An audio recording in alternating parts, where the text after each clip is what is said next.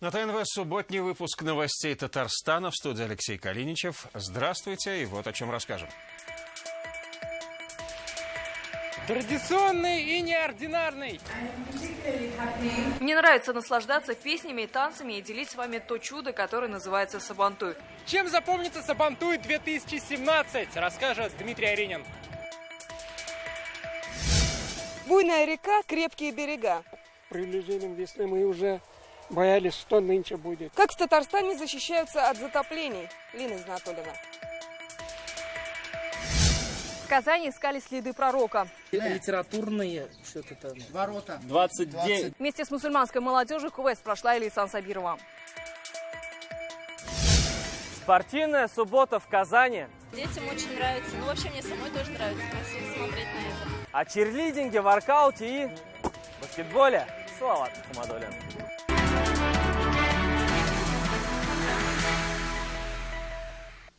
Татарстан будет добиваться включения Сабантуя в список нематериального культурного наследия ЮНЕСКО. О таком стремлении сегодня на казанском празднике Плуга заявил Рустам Минниханов. В этом году многотысячные народные гуляния прошли в Березовой роще. Какие неординарные события разбавили традиционный праздник, расскажет Дмитрий Аринин. Без батыров не обходится ни один Сабантуй. Надо много трудиться, заниматься в спортзалах каждый день. К таким традициям сегодня приобщились неординарные гости. Участники международной конференции спортивных чиновников МИНЭПС, что проходит в Казани в эти дни под эгидой ЮНЕСКО. Все очень хорошо. Это замечательный праздник. Генеральный консул Турции в Казани Турхан Дильмач на Сабантуй приехал со своей семьей. Мой, не знаю, 5-й или 6-й Сабантуй. Всегда радуемся участвовать в Сабантуй. Нам очень понравилось. Первый раз наши дети тоже участвовали в этом празднике. Мы одели им татарские наряды. Заместитель генерального директора ЮНЕСКО Нада Аль-Нашиф поприветствовала всех гостей Сабантуя. Мне нравится наслаждаться песнями и танцами и делить с вами то чудо, которое называется Сабантуй. Очень рада, что третий объект в Татарстане включен в список всемирного наследия ЮНЕСКО. Это Успенский собор острова Града-Свияжск. Теперь, как заявил Рустам Минниханов, нужно добиваться включения в список нематериального культурного наследия ЮНЕСКО праздника Сабантуй. Следующая наша задача, чтобы Сабантуй, наш любимый праздник, вошел в список исторического наследия, нематериального наследия ЮНЕСКО. Я думаю, это тоже, с этим тоже мы справимся. Справляться на Сабантуе можно было в многочисленных состязаниях и конкурсах. Для журналистов Сабантуй был одной большой трудновыполнимой миссией. То есть как за несколько минут рассказать, что происходило здесь на протяжении нескольких часов. Только одних подворий районов было более десятка.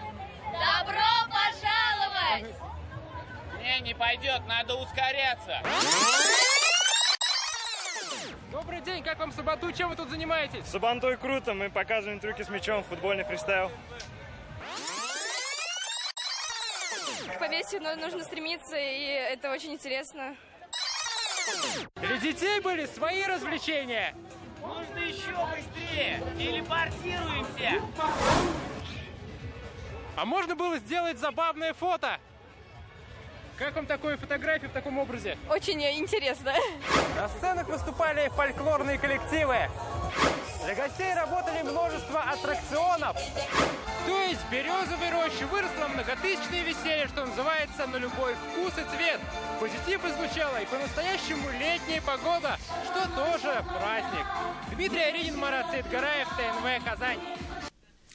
Ни один Сабантуй не обходится без скачек. Бега уже стартовали на конно-спортивном комплексе Казани. И сейчас там находится моя коллега Александра Севастьянова. Она готовится выйти в эфир и рассказать об атмосфере, которая царит на скачках. Но это будет чуть позже в выпуске, а сейчас к другим темам. Москва намерена сохранить пост президента Татарстана до тех пор, пока не завершится срок полномочий Рустама Минниханова. Таким образом, наименование президент в названии должности просуществует до 2020 года. Об этом сегодня пишет «Коммерсант» со ссылкой на источник в Кремле. В то же время подписывать новый договор с Республикой Москва не намерена, сообщает издание. После 2020 года вопрос о номиновании высшей должности исполнительной власти в Татарстане будет решаться с учетом предложений комиссии, о создании которой шла речь в обращении Госсовета Республики к Владимиру Путину, принятом 11 июля. Напомним, пресс-секретарь президента Дмитрий Песков сообщил, что Кремль озвучит свою позицию по договору между Татарстаном и Россией позже. Установку котлов в Урусу под жесткий контроль. Сегодня на традиционном субботнем совещании Рустам Минниханов распорядился следить за качеством работы и обеспечить безопасную работу котлов и вентиляцию помещений. Всего в Урусу планируется установить индивидуальные котлы отопления в 3500 квартир. В этом году из республиканского бюджета на работу выделено более 160 миллионов рублей. Никаких совещаний по качеству, по безопасности, не дай бог, не было. Чтобы вся система вентиляции, там, все вопросы, связанные с безопасностью, чтобы все они были соблюдены. Жестко следите за этим. Мы хотим сделать лучше, чем было. Почему люди считают, что это плохо? Они будут получать круглый год и тепло, и горячую воду. У них все будет, и платежи будут меньше. Сломанные скамейки, разбитые фонари. Следить за порядком в парках и скверах президент республики сегодня призвал глав муниципальных районов. Он отметил, что на общественное пространство выделяются огромные ресурсы. И если на местах не заботятся о парках и скверах, то и денег на них больше не получат. А способ получать оперативную информацию о состоянии парков и их посещаемости президент поручил своему помощнику Наталье Фишман.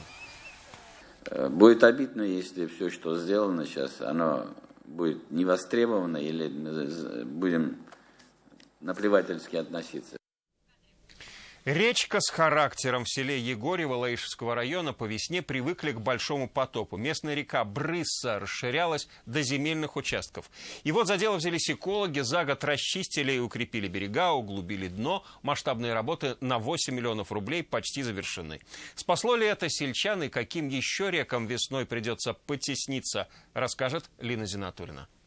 Пока весенние паводки, значит, речка заполняется здесь, и вода вот через заполнение овраг заходила прямо до дома вон.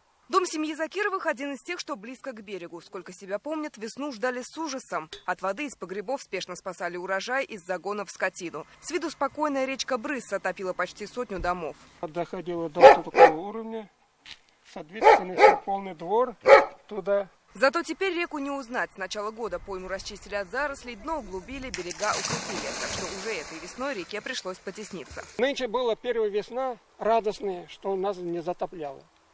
Мы просто радовались. А то другие года приближением весны мы уже боялись, что нынче будет. Бояться больше не придется. Работы выполнены почти на 100%. Осталось лишь населить реку рыбой. Вот видно, что как вот русло реки раньше, как оно шло, и как оно идет сейчас. Видите, например, фактически как железнодорожные пути. Извилистое русло стало прямее, а речка спокойнее. Годом ранее берега Брыссы укрепили в селе Каипы, а в этом году и в Егорьево. Финансирование работ ведется в рамках республиканской программы Республики Татарстан. Стоимость объекта чуть более 8 миллионов рублей. Вот так живописно сейчас выглядит самый сложный участок реки. Берега здесь подмывало даже после дождей, что говорить о паводке. Поэтому их укрепили каменной наброской. В этом году держать себя в берегах заставят и другие реки. Самые масштабные работы пройдут в Сармановском, Амадышском, Черемшанском районах. Лена Зинатульна, Ренат Сафин, ТНВ, Лаишевский район. Село Новая Мурзиха в Елабужском районе подверглось нашествию кабанов. От непрошенных гостей пострадало сразу несколько хозяйств. Для сельчан это стало настоящим бедствием. Больше всего пострадали приусадебные участки. Животные вытоптали и без того скромный в этом году урожай. По следам кабанов прошла Светлана Звонарева. Прям руки опускают, не знаю. Вот это вот сегодня, это все, вот это были уже сегодня опять. От былого порядка и изобилия в огороде Галины Федотовой остались только рытвины и погибшие кусты молодого картофеля. Все труды на смарку, сетует хозяйка, ведь выкопанный кабанами картофель теперь уже не отрастет, а сажать новые семена уже поздно. Визит ночных гостей стал для жителей уже привычным делом. Первый приход этих кабанов я заметила примерно неделю назад. Я еще маме говорю, что это, наверное, кабаны. Она говорит, нет, лисы, наверное. Потом пришли дня через 2, наверное, от души поковыряли, лук вот этот весь помяли рядами. поперек гряд прошли, морковь тоже поковыряли. Почти ежедневно с наступлением ночи дикие кабаны буквально оккупируют все село. Следы их погрома и в огороде Гульнур-Башинской. Хозяйка застукала стадо прямо на месте преступления. 2 палки выбрала и давай стучать. Эти тут начали бегать, а большой так, не боясь никого, пошел потихоньку. Большие были? Ну, примерно, наверное, до пупа был такой кабан.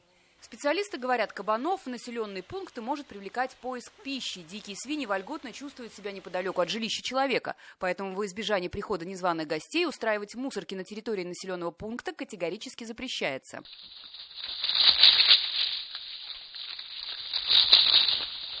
За свое свинское поведение кабанам все-таки ответить придется. С 13 июля в Татарстане снимается запрет на перевозку и оборот огнестрельного оружия. У нас закон принят.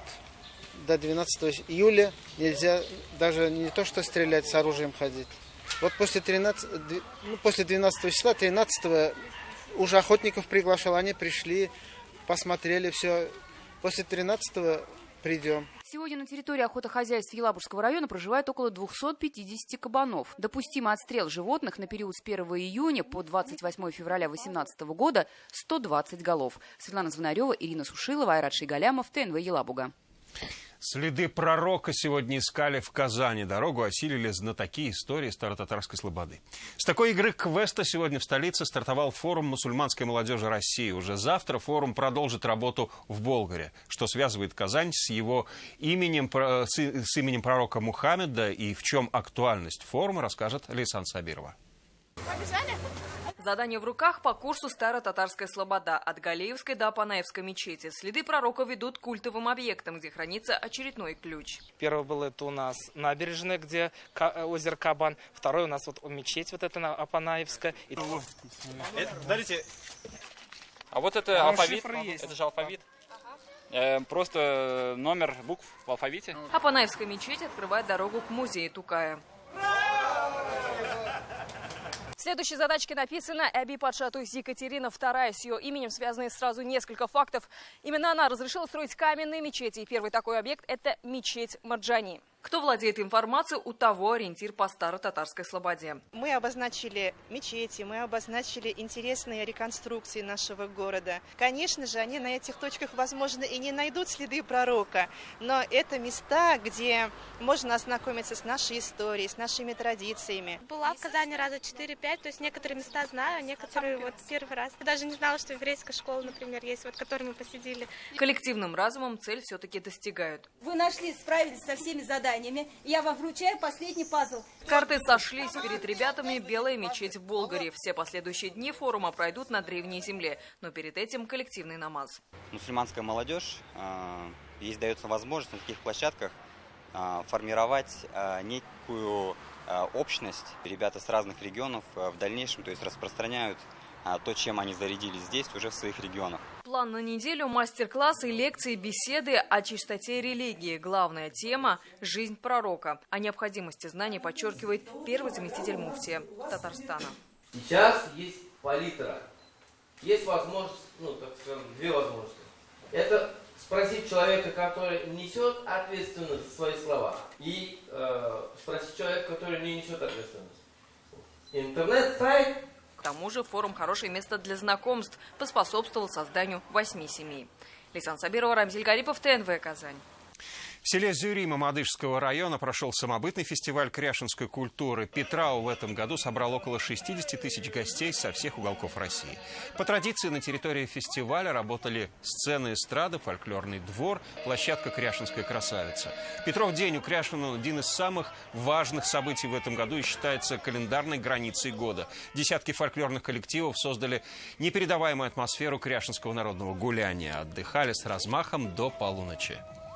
Традиции, обычаи объединяет всех народов. Очень даже красиво, очень мне понравится. Всегда любил на лошадях бегать и так. И сейчас вот борюсь на мешкобой. Мы такого вообще никогда не видели. Такое были впечатления сильные. Народу много, ансамблей много. Свой взгляд на путешествие ТНВ. Мы продолжаем проект в объективе ТНВ «Большая семья». И сегодня в нашем объективе казанская семья Малишевских. В то же время в объектив уже их смартфона попали и мы. Старшие из 6 ребят, фанаты гаджетов, заметками о телеуикенде поделились и в соцсетях. Где в Казани они нашли самый большой в мире спиннер и как один телефон чуть было не стал яблоком раздора, об этом мы расскажем в понедельник. В Казани в подтверждение 3-го места среди самых спортивных городов России по версии аналитического агентства «Турстар» сегодня прошел финал Кубка России по баскетболу 3-на-3 соревнования по черлидингу и лучших виртуозов турника. Все проходило в рамках всероссийских пляжных игр, которые идут в столице всю неделю. О спорте как в философии жизни Салават Мухаммадуллин. Сыграть в баскетбол 3-на-3, а точнее в стритбол. Или заняться воркаутом и, наконец, подкачаться к лету. Или выпустить в небо воздушных змеев. Казань сегодня по-настоящему спортивная. За бортом судна здорового образа жизни никто не остался.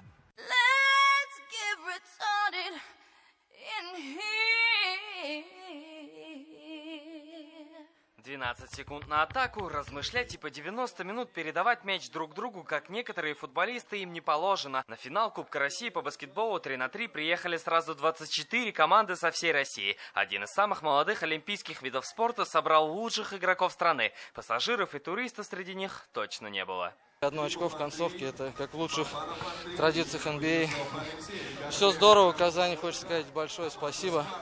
Классно, погода нас не подвела, потому что у нас в Рязани, к сожалению, идут дожди. Рядом с баскетболистами свои таланты демонстрировали группы поддержки в умении танцевать так, чтобы у спортсменов появилось 2-е и даже 3-е дыхание. Им нет равных.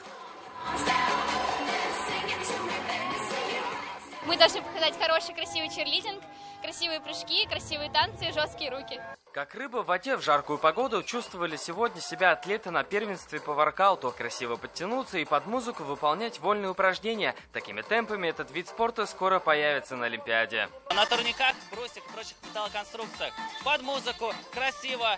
Судьи, естественно, оценивают все это дело. А вот летали в облаках в прямом смысле сегодня змеи. Фестиваль по их запуску прошел возле Казанской чаши. Больше всего эта площадка приглянулась семейным парам. Даже во время интервью все внимание на небо. Да, мне фестиваль очень нравится. Тут весело немного.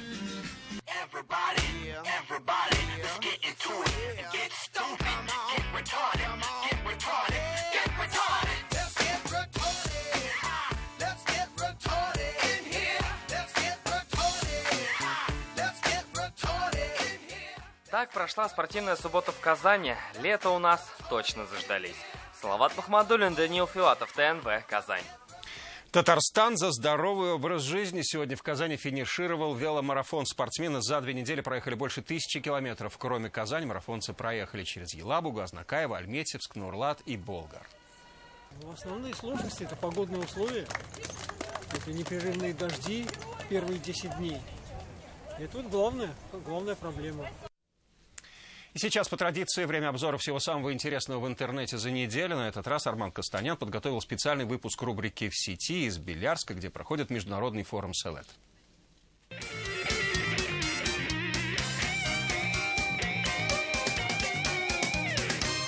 Добрый вечер, Алексей. Всем привет. Сегодня я нахожусь в Белярске на 6-м международном молодежном образовательном форуме СЭЛЭТ. Здесь действительно очень круто. Каждый день, я бы даже сказал, каждый час происходит что-то новое, приезжают какие-то новые гости, новые спикеры, организовываются новые мероприятия, что, собственно, не может не радовать. Но даже несмотря на это, находясь далеко от Казани, у меня есть интернет, и я подготовил для вас парочку интересных интернет-новостей, поэтому давайте начнем. Похоже, что в Татарстане появилось очень много автомобилей, потому что на этой неделе уже начали выдавать новые автомобильные номера. Теперь в Татарстане 16-й, 116-й и 716-й регионы. Обладатели новых номеров уже похвастались фотографиями в сети. Ну и, конечно же, не забудем о президенте. Наверное, самым ярким событием на этой неделе для него был приезд на СЭЛЭТ Беляр форум. К сожалению, в Инстаграм он ничего не выложил в этот день, но видео уже есть в интернете.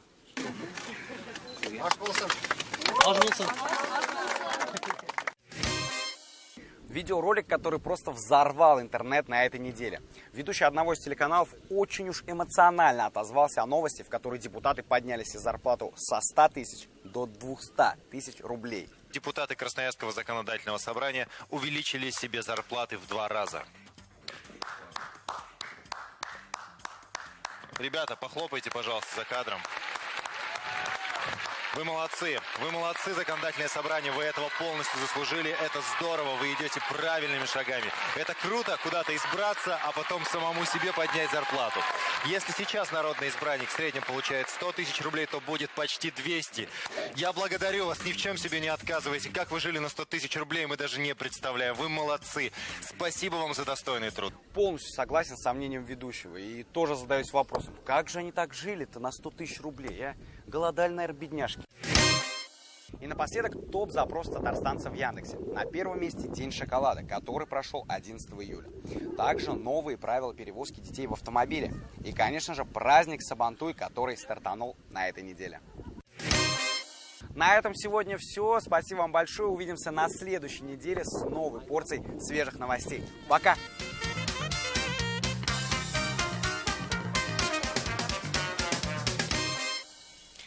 Из рощи Березовой на ипподром после 5 часов казанский Сабантуй переместился на новую площадку.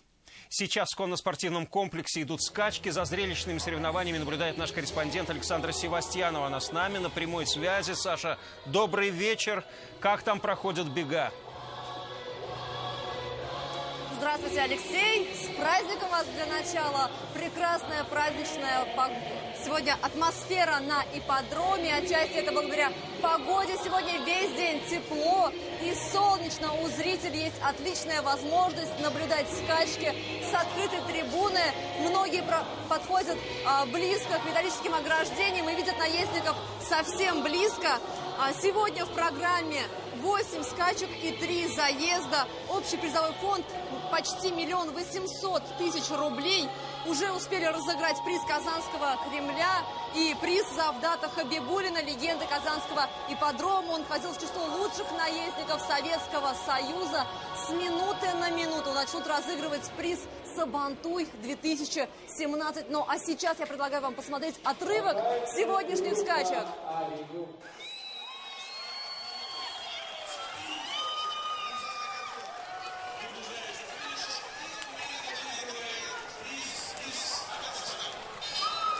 Очень здорово и интересно. Нам надо приучаться к таким мероприятиям, которые приносят удовольствие. И как смотришь, участвуешь, болеешь. Впечатлены, нравится. Все очень здорово. Очень хорошо, здорово. Мне нравится. Я первый раз на скачках, очень интересно. И я поставила на второго, который сейчас пробежал, и он выиграл.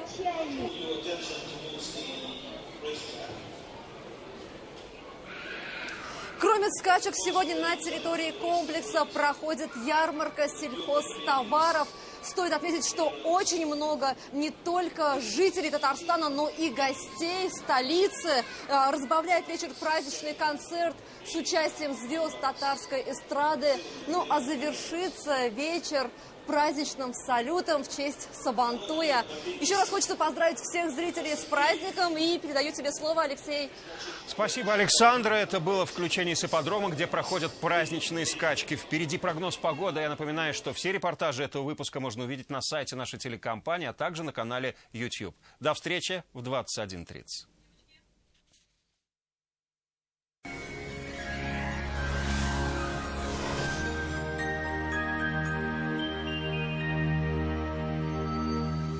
Здравствуйте! Время новостей о погоде. Спонсор выпуска – изготовитель корпусной мебели на заказ «Данил Мастер». Настало время низких цен. Задумались о новой кухне? Хотите быстро, качественно и недорого? Звоните в «Данил Мастер». Закажите кухню сейчас и получите сушилку и мойку в подарок. Доставка, установка бесплатная. «Данил Мастер», Казань, Восстание 23, телефон 2 167 166. Ну что ж, а теперь о погоде. В предстоящие сутки в республике жаркая погода сохранится, но местами будут возможны и осадки. По данным Яндекс.Погоды, на юго-востоке республики ожидается переменная облачность. Температура воздуха ночью составит плюс 13 градусов. Днем местами возможен дождь, температура воздуха составит плюс 26 градусов. На северо-востоке малооблачно и без осадков. Ночью плюс 15, днем же будет до плюс 28. На севере Татарстана осадки не ожидаются. Температура воздуха ночью составит плюс 14 градусов, днем же плюс 28.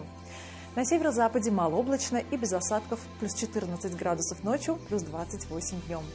На юго-западе ясно, без осадков, ночью плюс 14, днем же будет до плюс 29. В центральном районе республики ясно, осадки не ожидаются, ночью плюс 15, днем же плюс 28. В последующие сутки существенных изменений в погоде не ожидается.